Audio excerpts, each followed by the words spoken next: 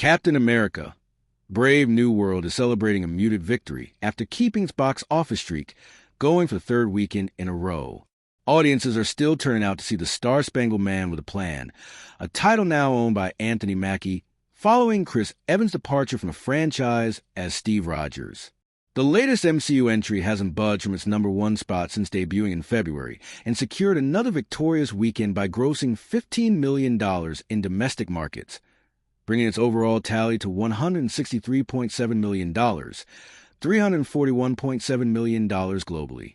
The feat is slightly diminished, however, by the fact that Brave New World faced little competition and emerged at the top of a lackluster box office weekend, all the more disappointing given the looming Academy Awards.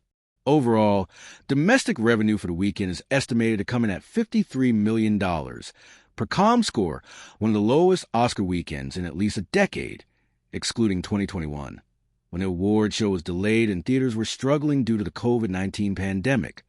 One factor contributing to the low movie theater turnout is that this year, unlike others, most of the Oscar-nominated titles are already available to stream and rent at home.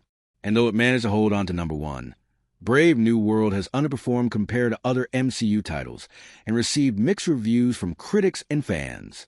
Still, the film's latest yield was enough to defeat Last Breath, the Woody Harrelson-led thriller that debuted in second place with $7.8 million. The film tells the true story of deep-sea divers who battle the raging elements to save a crewmate trapped hundreds of feet below the ocean surface.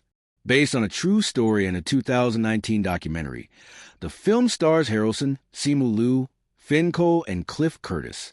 Speaking of disastrous events, The Monkey added $6.3 million to its $24.6 million domestic tally, $38.2 million globally.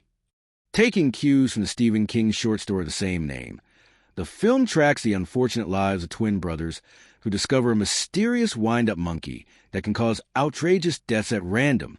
25 years after it tears their family apart, the monkey begins a new killing spree, forcing the estranged brothers to reunite, for better or worse, to finally confront the cursed toy.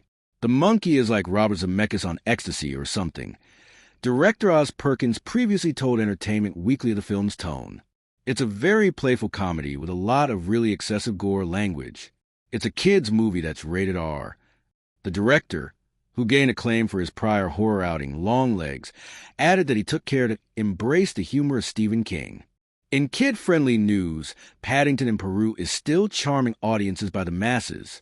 After earning another $4.5 million, the whimsical adventure film brought its domestic total to $31.3 million. The beloved title also continued its success overseas, gaining $5.2 million abroad, for a global tally of $164.3 million.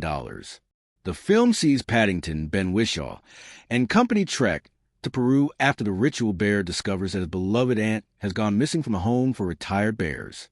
Determined to solve the mystery, the Brown family and their bear companions soon find they've stumbled across a legendary treasure in the rainforest of the Amazon. Rounding out the top 5 is Dog Man, which snagged another $4.2 million from its domestic audience. The animated adventure, based on the best-selling series by Captain Underpants scribe D.A.V. Pilkey, now sits at $84 domestically and $113.1 million globally.